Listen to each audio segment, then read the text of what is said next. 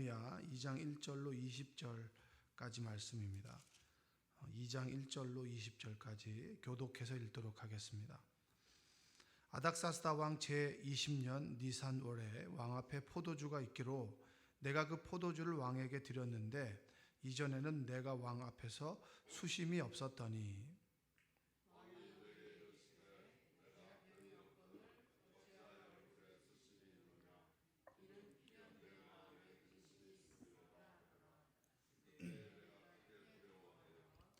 왕께 대답하되 왕은 만세수를 하옵소서.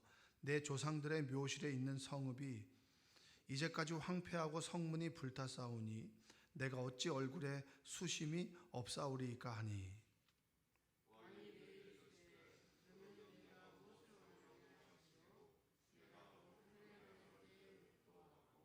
왕에게 아뢰되 왕이 만일 좋게 여기시고 종이 왕의 목전에서 은혜를 얻어 싸우면 나를 유다 땅 나의 조상들의 묘실에 있는 성읍에 보내어 그 성을 건축하게 하옵소서 하였는데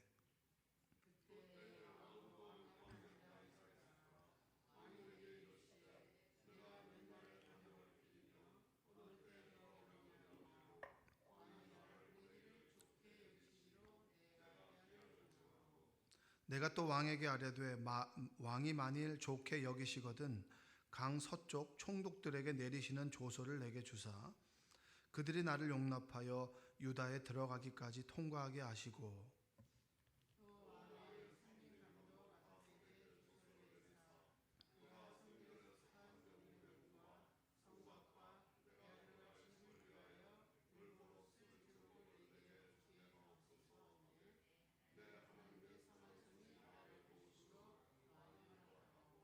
군대 장관과 마병을 보내어 나와 함께 하게 하시기로 내가 강 서쪽에 있는 총독들에게 이르러 왕의 조서를 전하였더니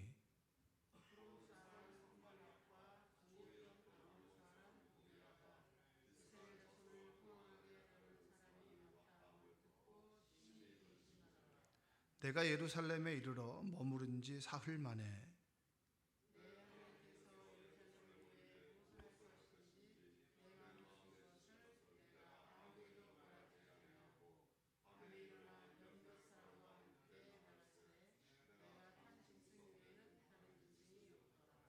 그 밤에 골짜기 문으로 나가서 용정으로 분문에 이르는 동안에 보니 예루살렘 성벽이 다 무너졌고 성문은 불탔더라.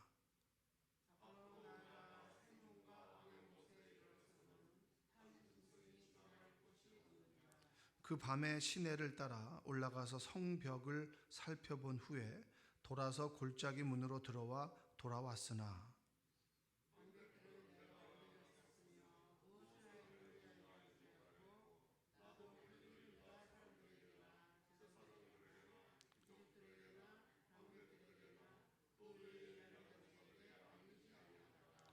후에 그들에게 이르기를 우리가 당한 곤경은 너희도 보고 있는 바라.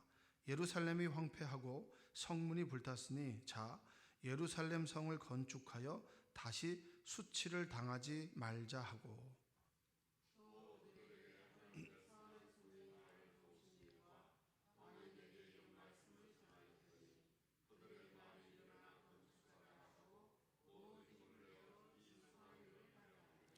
호론 사람 산발락과 종이었던 암몬 사람 도비아와 아라비아 사람 게셈이 이 말을 듣고 우리를 업신여기고 우리를 비웃어 이르되 너희가 하는 일이 무엇이냐 너희가 왕을 배반하고자 하느냐 하기로 내가 그들에게 대답하여 이르되 하늘의 하나님이 우리를 형통하게 하시리니 그의 종들인 우리가 일어나 건축 너희에게는 예루살렘에서 아무 기업도 없고 권리도 없고 기억되는 바도 없다 하였느니라.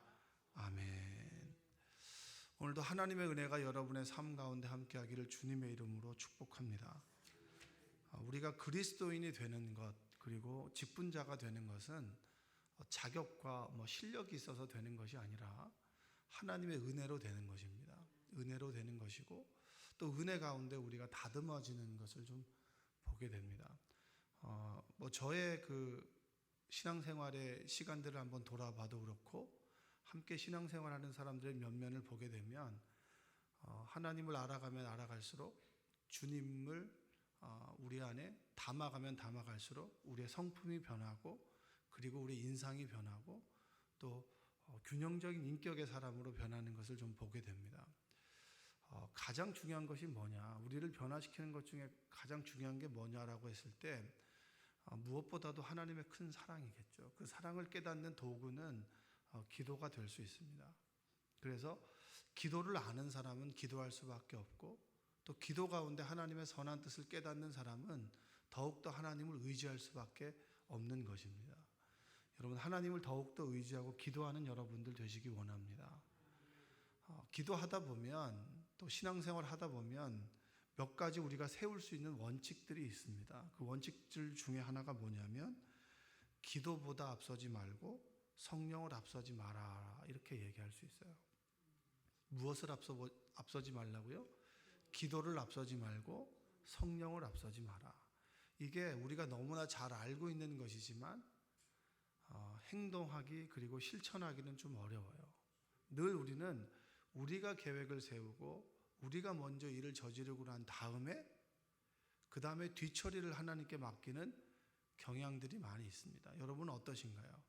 기도하고 하나님 주신 계획에 따라 움직이시나요? 아니면 내가 먼저 계획을 세우고 그리고 내 뜻대로 한번 해보다가 잘 안 되면 하나님께 나아오십니까?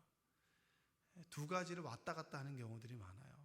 우리 인생에서 그래, 내가 하나님 뜻대로 살기로 했어, 이렇게 딱 결정하고 매번 하나님의 뜻을 묻기도 하지만 때로 성급하게 내 뜻대로 하다가 감당할 수 없다 보니 천부의 의지 없어서 손들고 옵니다라는 경우들이 많이 있어요.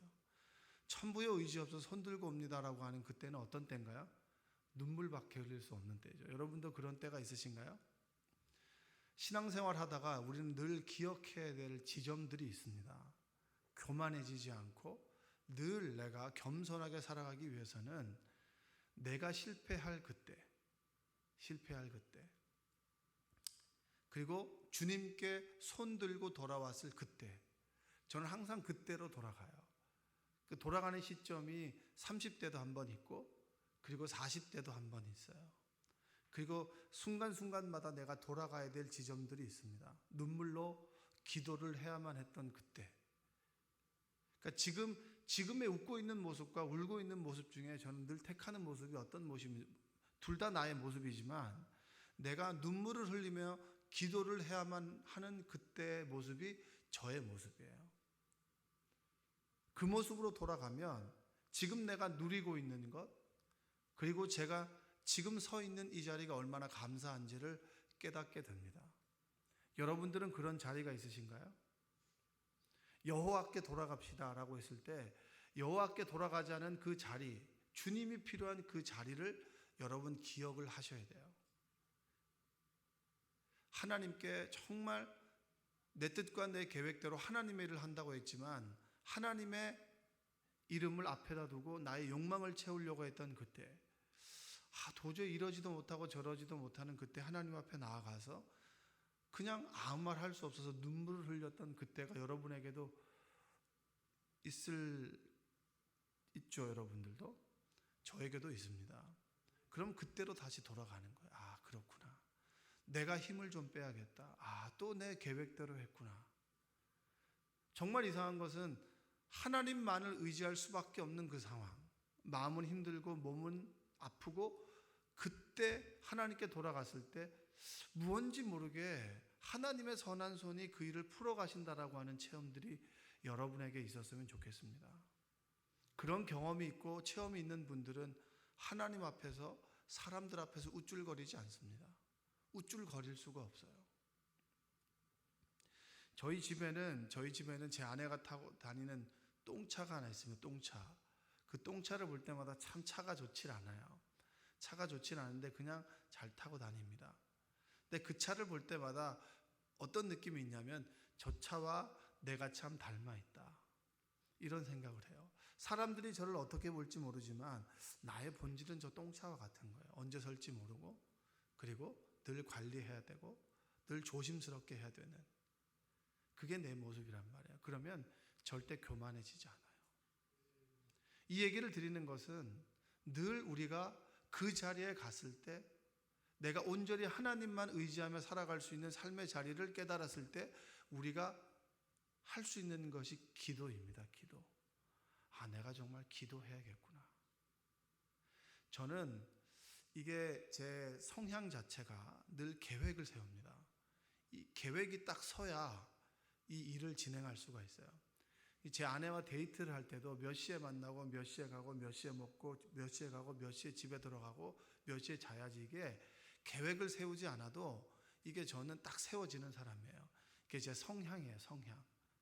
성향이라 절대 벼락치기나 그런 걸 하지 않고 설교 준비는 언제 이게 딱 돼야 됩니다. 물론 지금은 좀 이렇게 여유가 있어졌지만 그때는 그 시간대로 되지 않으면 되게 이게 막 엉키는 거예요.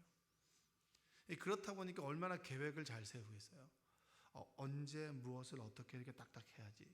근데 그 계획으로 사람들을 내가 보게 되니까 왜 저 사람은 저렇게 하진 않지라고 하는 것 때문에 사람을 이해하는 게 참 힘들었었습니다. 그러나 이제 관계를 맺다 보고 공부하다 보고 또 사람에 대한 부분들을 또 연구하다 보니까 사람마다 다른 것이 있고 그것을 포용하고 저 사람이 이 장점이 있고 나는 이 장점이 있구나.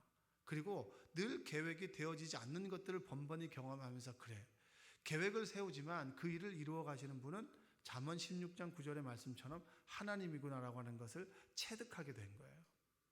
그러면서 제 삶 속의 지혜 중에 하나는 뭐냐면, 그래, 기도를 앞서지 말고 성령의 역사하심에 뒤따르자.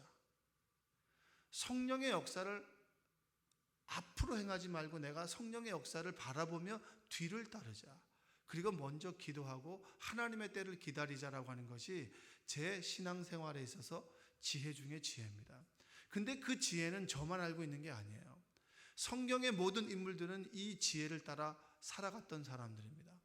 오늘 느헤미야라는 사람이 성벽이 불탔고 그리고 피폐한 예루살렘에 있는 동족들의 삶을 보면서 하나님께 금식하면서 기도합니다. 오늘 보면 기슬루월이 11월 중순에서 12월 중순이에요. 그리고 니산월이 3월 중순부터 4월 중순까지니까 그가 기도했던 기간이 4개월입니다. 느헤미야가 감정적으로 그 얘기를 딱 들었을 때 울컥해가지고 내가 하나님의 사명을 감당해야지 라고 했을 수도 있겠지만 수많은 이야기를 듣고 결심했어요. 내가 동족들의 아픔을 보면서 내가 무엇을 할 수 있을까? 인간적인 계획도 세우지 않았겠습니까? 그래, 내가 이것을 할 수 있을 거야. 왜? 내 자리가 수를 따르는 자리였기 때문에, 왕 앞에서 친밀하게 왕의 국정을 논할 수 있는 자리였기 때문에, 권력이 있었기 때문에 내가 할 수 있는 일이 분명히 있을 거야 라고 스스로의 계획도 세웠을 거예요. 그러나 4개월을 기도하면서 이 계획이 하나님 보시기에 좋은지, 하나님께서 원하시는 계획인지, 물론 하나님께서 나를 통해서 일하고자 하는 강한 열망은 있지만 방법은 무엇인지, 어떻게 해야 되는지를 4개월 동안 기도하면서 소위 하나님 앞에서 밀당을 하는 거예요. 하나님, 저는 A라는 플랜이 좋습니다. 계속 기도하다 보니까 자꾸 하나님께서 B라는 쪽으로 틀어요. B라는 계획을 가지고 있었습니다. 하나님의 마음과 맞아요. 이것이 확실히 하구나, 내가 이렇게 해야 되는 것이 맞구나라고 하는 것을 4개월 동안 기도하면서 이것이구나라고 하는 것을 깨닫는 그때 왕이 느헤미야 얼굴을 딱 보는데 이 사람이 근심이 있는 거예요. 술 따르는 사람이 근심이 있다는 얘기는 뭡니까? 수많은 암살의 시도 속에서 가장 측근인 너가 근심이 있다는 얘기는 다른 꿍꿍이가 있나? 라고 생각할 수 있는 그때 느헤미야 2절, 오늘 읽었던 2절에 보면 뭐라고 돼 있어요? 두려움을 느꼈다라고 합니다. 이 두려움이라고 하는 것이 일반적으로 이야기하는, 그래, 신하가 왕 앞에서 근심을 가지고 있어, 이것은 뭔가 다른 꿍꿍이가 있구나라고 하는 것으로 인해서 어려움을 당했던 그런 기억이 있는 거예요. 그때 두려워할 그때 느헤미야가 행했던 행동이 하나가 있습니다. 우리가 한번 성경 말씀을 읽어보겠습니다. 3절 읽어볼게요. 왕께 대답하여 왕은 만세수를 하옵소서, 내 조상들의 묘실에 있는 성읍이 이제까지 황폐하고 성문이 불탔사오니 내가 어찌 얼굴에 왕이 얼굴에 무슨 근심이 있냐라고 했을 때 그가 즉각적으로 대답을 하는 겁니다. 여러분이 간절히 원하는 것은 즉각적으로 대답할 수 있어요. 제가 성도님들하고 이렇게 그 속회 신방을 한다거나 이렇게 예배를 드릴 때 보면 기도 제목이 있으세요라고 했을 때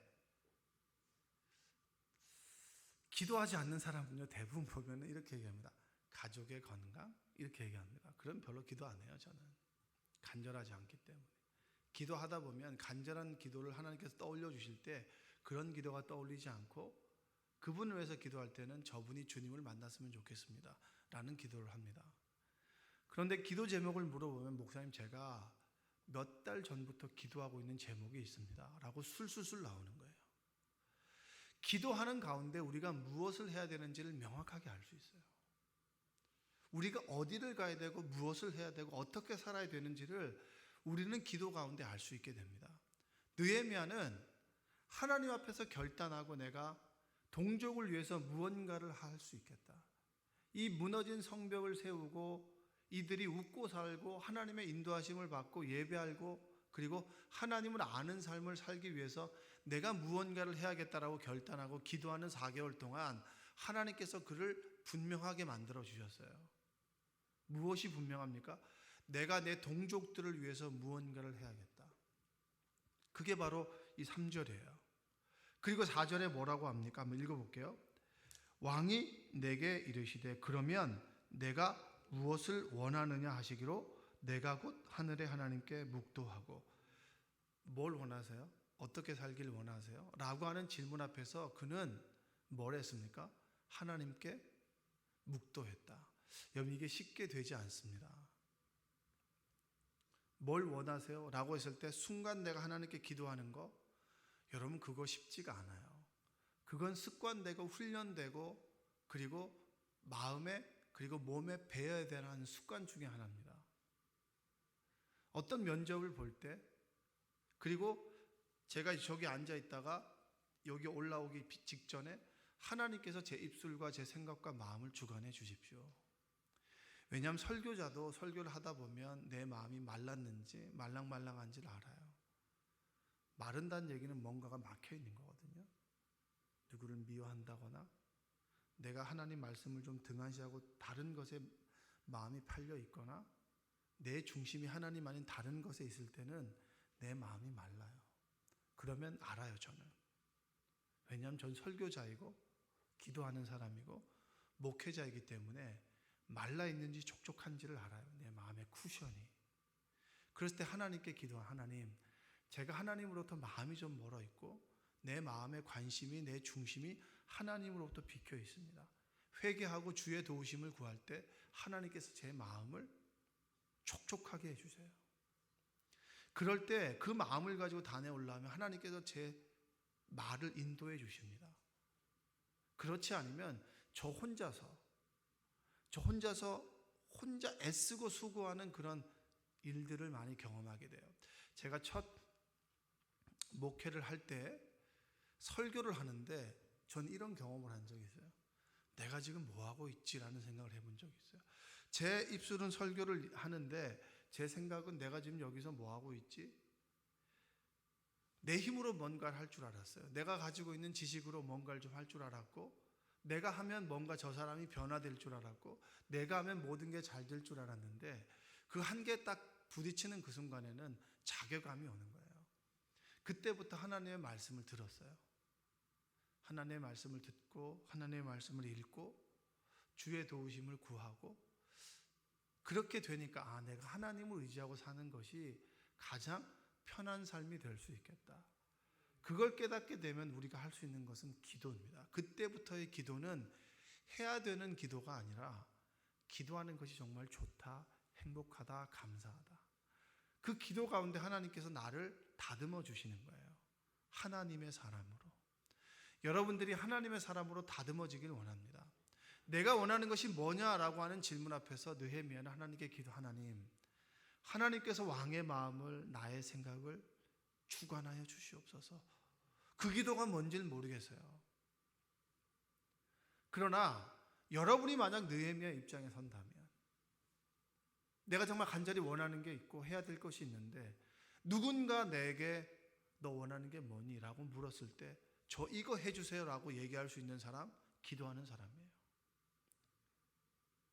구하는 것이 분명한 사람은, 간절한 사람은 분명하게 이야기할 수 있고, 주의 도우심 가운데 하나님의 역사를 경험해 본 사람은 그 찰나의 순간에도 하나님께 기도합니다. 왜냐?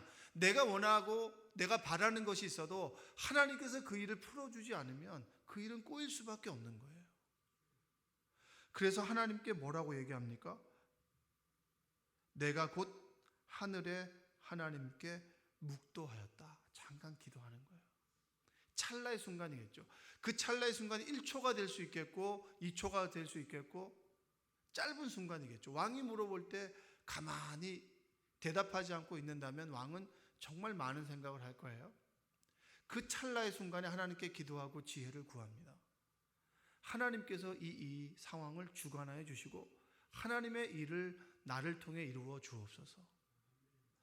그리고 느헤미야가 얘기하죠. 5절 한번 읽어볼까요? 시작.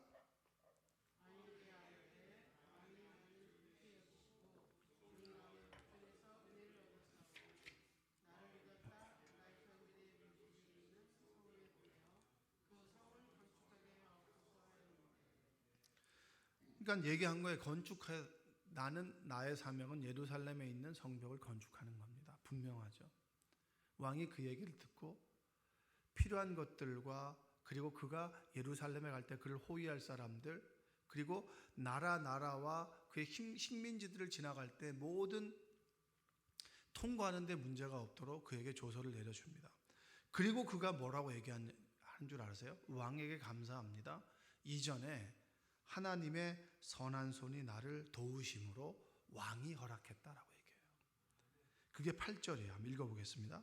또 왕의 삼림 감독 아삽에게 조서를 내리사 그가 성전에 속한 영문의 문과 성곽과 내가 들어갈 집을 위하여 들보로 쓸 제목을 내게 주게 하옵소서 하며 내 하나님의 선한 손이 나를 도우심으로 왕이 허락했다. 하나님의 선한 손이 나를 도와주심으로 왕이 허락한 거예요.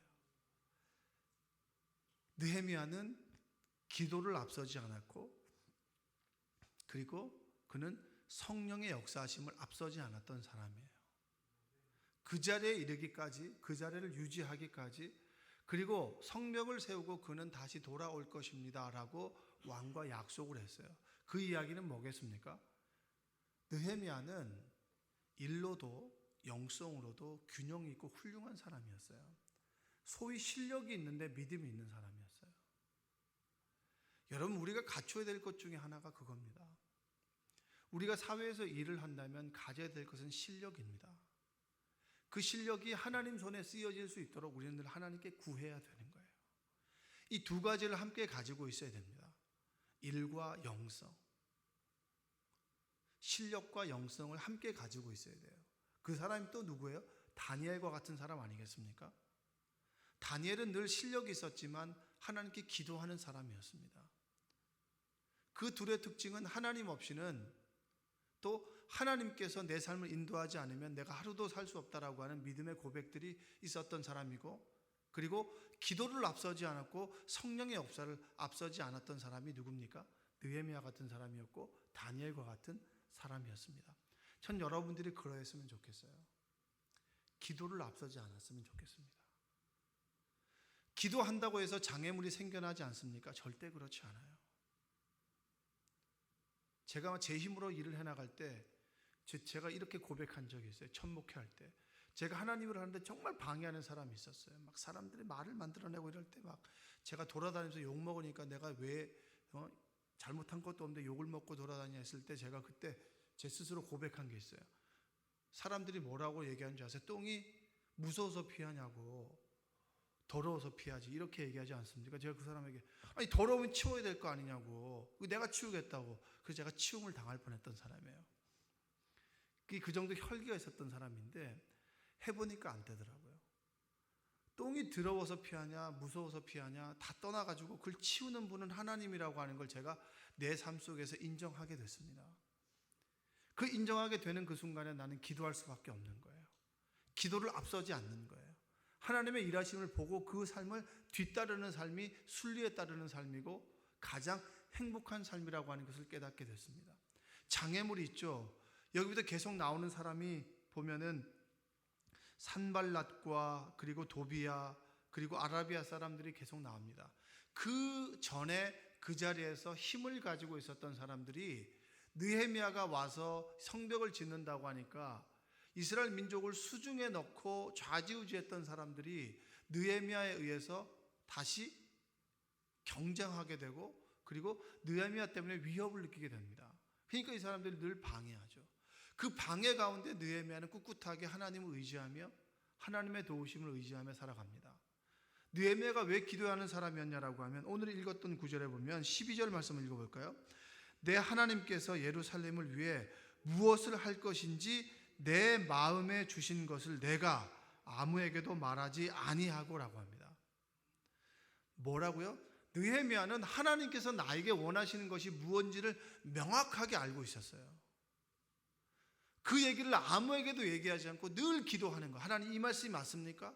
내가 착각하지 않았습니까? 내가 오해하지 않았습니까? 이게 나의 유익을 위한 것입니까? 하나님을 위한 것입니까? 라고 하는 것을 끊임없이 묻고 물으면서 하나님께서 나에게 원하시는 것이 이거야 라고 하는 확신을 가지고 있었어요. 4개월 동안 기도하고 끝 이것이 아니라 매 순간 예루살렘에 오는 순간순간마다 하나님께 기도했고 뜻을 물었고 어떻게 해야 됩니까? 누구를 통해서 해야 됩니까? 나에게 사람을 보내주시옵소서, 환경의 문을 열어주시옵소서, 그리고 내가 하나님의 선한 뜻을 분별할 수 있는 분별력을 주시옵소서라고 끊임없이 기도한 끝에 그가 했던 고백은 내 하나님께서 예루살렘을 위해 무엇을 할 것인지 내 마음에 주신 것이 있다는 거예요. 전 여러분들이 기도 가운데 하나님의 뜻을 분별할 수 있는 분별력이 있기를 원합니다. 하나님께서 원하시는 것이 이거구나. 여러분 그건 그렇게 달려가야죠. 하나님께서 목표를 주신다면 달려가야죠.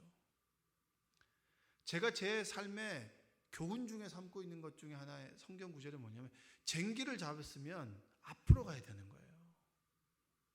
쟁기를 잡고 뒤를 돌아다보는 자는 하나님의 나라에 합당하지 않다라는 거예요. 하나님께서 나에게 뜻을 주셨고 마음을 주셨다면 그 길을 걸어가십시오. 뒤를 돌아보지 마세요. 하나님을 뒤따르는 거예요. 그 삶이 여러분과 저의 삶에 가장 이정표가 되고 복된 삶일 줄로 믿습니다. 여러분들이 느헤미야의 기도를 하길 원합니다. 느헤미야의 기도가 나의 삶 속에 깨달아져서 이게 느헤미야가 했던 기도겠구나. 하나님, 제가 기도를 앞서지 않고 성령의 역사를 앞지르지 않겠습니다. 내 뜻과 내 계획과 내 자아가 팽창해서 하나님을 알로 보고 그리고 기도하는 걸 우습게 여기고 기도의 사람들을 우습게 여기고 하찮게 여기는 그런 교만함이 아니라 겸손한 마음으로 내가 무너지고 깨어졌던 그 자리로 돌아가서 주님께 눈물을 흘렸던 그 자리에서 하나님께 기도함으로 날마다 그 기도가 나의 오늘의 기도가 되고 오늘 하나님께 기도함으로 선하신 하나님의 손을 깨닫고 고백함으로 하나님께서 나에게 원하시는 것이 이런 것이구나라고 하는 고백이 여러분에게 있기를 원합니다. 여러분 기도를 회복하세요. 몸이 좀 힘들어도 괜찮아요. 몸이 힘들면 자면 돼요. 그러나 기도하지 않고 내 삶이 꼬여버리면 정말 마음과 몸이 힘들어요. 여러분들이 늘 하나님께 기도하는 것을 앞서지 않고 여러분의 인생이 그리고 하나님의 성령의 역사를 거스르지 않고 성령의 역사를 뒤따라가는 여러분의 삶이 되시기를 주님의 이름으로 축원드립니다. 기도하겠습니다. 사랑과 은혜가 풍성하신 아버지 하나님 감사합니다. 기도를 앞서지 않고 성령의 역사를 뒤따르는 지혜로운 그리스도인 되게 도와주시옵소서.